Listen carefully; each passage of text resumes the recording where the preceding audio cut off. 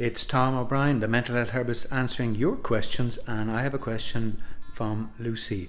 How fast do herbs work? Well, in this video, I'm going to answer that question.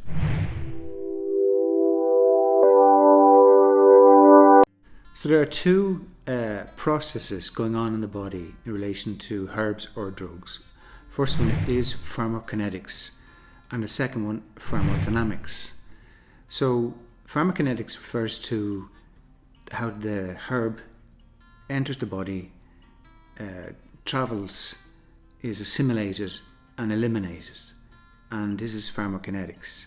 So depending on your health, a number of factors can affect the speed at which the drug will reach different sites in the body, in this case herbs.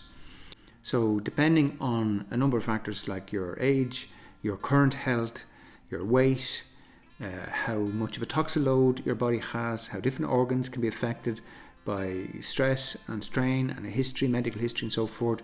So all of these factors are individually depending on the person.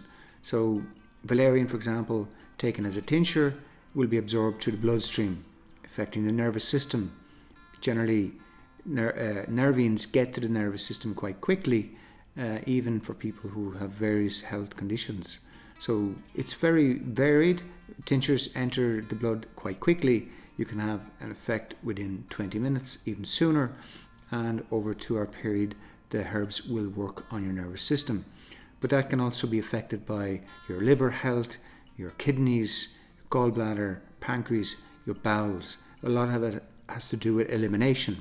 So the organs of elimination must be clean, clear, and doing their job. If they're not doing their job, they're building up, causing stagnation, causing blockage, and affecting the elimination of toxic waste, and that will affect the absorption of herbs. So that's a major factor and depends on each person. The second area is pharmacodynamics, and that's to do with how the drug interacts with the body and the toxin. In my case, I'm often talking about mental health issues, and the toxins being the pathogen, being depression. What is the toxin there? It can be depressed nervous system, it can be issues with the liver, your gut, your brain, and so forth.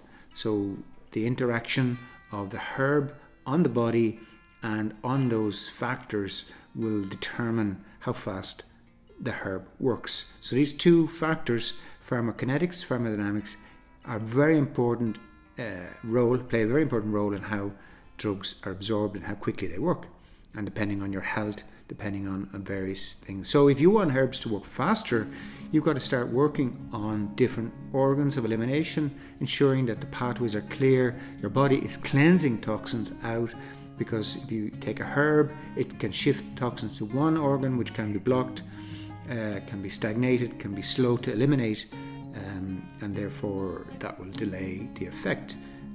Good health comes about from vitality, which is a combination of things like good circulation, good respiration, breathing. Two important things in health.